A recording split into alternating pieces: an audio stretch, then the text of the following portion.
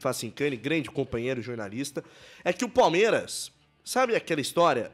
Durante a pandemia ganhou muita notoriedade, mas já existia há um certo tempo. Modelo EAD, né? À distância. O Palmeiras fazia a negociação à distância com o Anderson Barros, era aquela troca de e-mail, inclusive já foi tornada pública a troca de e-mails entre o Palmeiras e o Zenit pela contratação do Claudinho, que acabou naufragando. E agora, a Lena Pereira olha para o sucesso nas negociações com o Leonardo Holanda, que conseguiu fechar a contratação do Felipe Anderson, que fechou a contratação do Facundo Torres e também trouxe o Paulinho, que ele é um cara que, ao contrário do que faz o Anderson Barros, ele vai em loco, ele vai nos países para conversar com os jogadores e, ó, pega a assinatura do jogador no contrato, eu quero ir pro Palmeiras, então assina aqui, garoto, bora. É preto no branco, é papel e caneta e não tem conversa. Se a negociação melar, você paga a multa do contrato, o contrato é rescindido, tudo bem, mas essa é a dinâmica que costuma adotar o Leonardo Holanda, ao contrário do que fazia o Palmeiras. É uma volta muito grande no método de mercado que o Palmeiras tinha, mas se faz necessário nesse momento, depois de passar vergonha nessa última janela de transferências. Esse caso envolvendo o Claudinho é a coisa mais escandalosa dos últimos anos, né? O Palmeiras tinha tudo firmado, a base salarial, contratual já estava toda já passada pela equipe jurídica do clube, também com o Zenit, e o Palmeiras tomou uma surpresa de último instante, o Claudinho acabando indo para o Catar jogar nessas próximas temporadas. Então, me parece óbvio, né? Mas, pelo jeito, não era tão óbvio assim nos bastidores do Palmeiras, que é importante marcar presença em loco, tete a tete, como diria minha mãe, na hora de finalizar os acordos, né, Lincoln? Com certeza, Enio. A gente sabe que palavra não deveria fazer curva, né? Mas na vida e no futebol principalmente, ela faz e muitas, né? O acordo, ele só é firmado quando tem ali caneta e papel, né? Se não tem caneta e papel, pode esquecer, porque quantos e quantos casos a gente já viu de o jogador dar a sua palavra pro clube e no final acabar não acontecendo o negócio. O Claudinho dessa vez, mais uma vez, né, já tinha acontecido com o Flamengo, mostrou que é um cara que não tem palavra e o Palmeiras, ele acerta, né? O Leonardo Holanda, o Anderson Barros acertam em ir para a Europa, porque o Palmeiras já tem o seu projeto, o Palmeiras já tem muito a oferecer para o jogador, tem uma estrutura de qualidade, o jogador sabe que vai ganhar certinho em dia, que não vai ter salário atrasado, que tem um time competitivo, que por trás desse time competitivo tem um treinador que faz a equipe rodar, que é o grande nome, né, desse time. Não tem ali um jogador ou outro, é o Abel, né? O Abel que faz esse elenco rodar muitas vezes quando não tinha também os jogadores midiáticos que o torcedor do Palmeiras gostaria. E quando um dirigente vai até a Europa para negociar com o jogador, o jogador já, peraí, ele tá interessado em mim.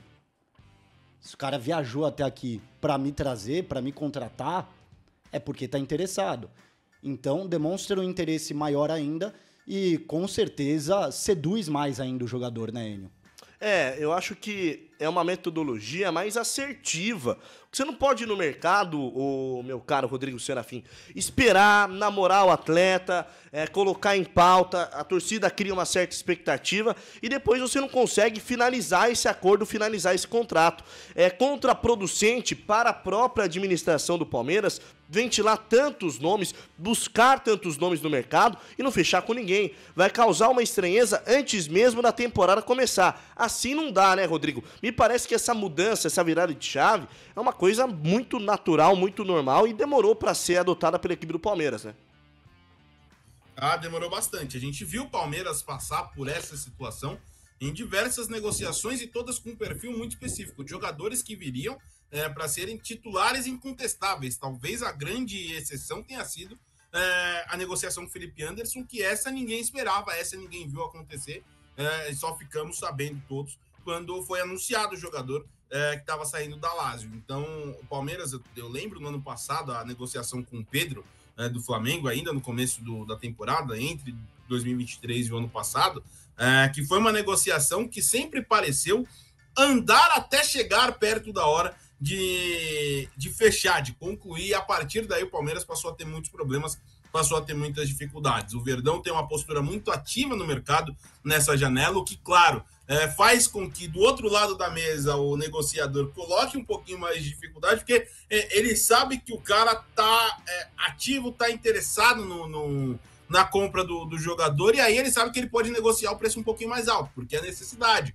né? A questão de oferta e de demanda. E nisso eu acho que o Palmeiras talvez poderia ter feito um trabalho um pouquinho mais sigiloso nesse sentido, para evitar que esse posicionamento fosse um posicionamento que prejudicasse o Palmeiras nessas negociações. O Palmeiras pareceu muito refém do que o Fulham queria no caso do Andreas Pereira, pareceu muito refém do que o Zenit e o próprio Claudinho queriam agora nessa negociação que deu errado. Então não dá para ser assim, né? Você tem que fazer um acordo em que as duas partes estejam em pé de igualdade. Você tem que trabalhar no mercado de acordo com o pé de igualdade entre o seu lado, claro, que tem o interesse de reformular a equipe, de reforçar, de fortalecer o time, e também o outro lado da equipe que vai querer uma compensação financeira ou coisa semelhante. Eu acho que o Palmeiras ele precisa ser mais firme, mais incisivo na hora de negociar para ficar fora dessa posição de refém e, por consequência, esse posicionamento de ir até o local para fechar as negociações é um passo que passou da hora, né? Passou da hora de ser dado pelo time do Palmeiras. Quando eu fiquei sabendo dessa informação, Lincoln, eu fiquei realmente surpreso,